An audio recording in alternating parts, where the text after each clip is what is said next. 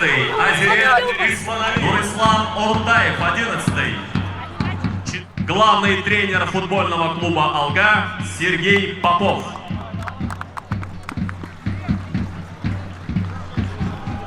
Главный тренер футбольного клуба «Барс» Александр Христинин. Обслуживает сегодняшнюю встречу судейская бригада следующая. Иш-шараның расми бөлігінде сөз Қырғыз Республикасының президенті Урматтуу Жапаров Садыр Нургожоевичке беріледі.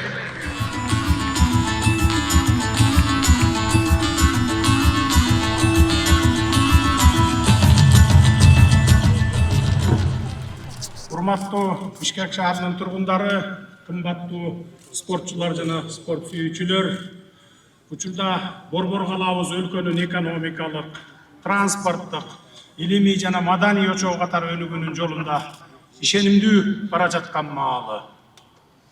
Бардык тармактарда курулуш иштери кызуу жүрүп жатканына өзүңүздөр дагы күбөсүздөр.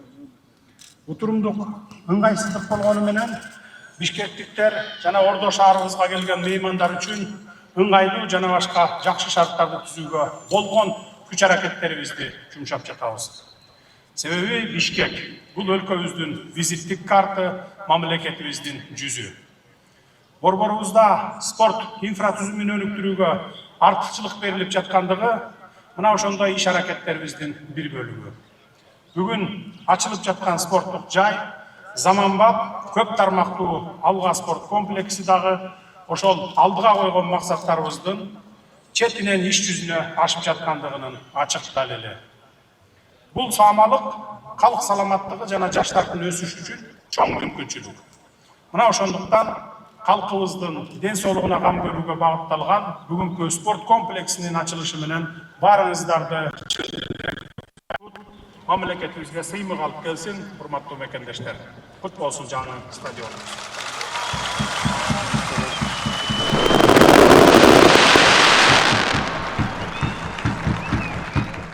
Прежде всего, я хотел бы поздравить горожан и гостей столицы с открытием такого многофункционального спорткомплекса «Алга».